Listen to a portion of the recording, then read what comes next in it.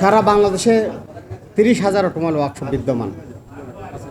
ইতিমধ্যে আপনারা জানেন কমলাপুর আর মতিঝিল 172টি ওয়ার্কশপ। আমরা যে জায়গার মধ্যে এটা কোনো ফুটপাতে না, তো মতিঝিল কমলাপুর বাংলাদেশ ব্যাংকের পিছনে এই জায়গার মধ্যে 172টি ওয়ার্কশপ আমরা সরকারকে ট্যাক্স ব্যাট এবং নিয়মিত দিয়ে যাচ্ছি।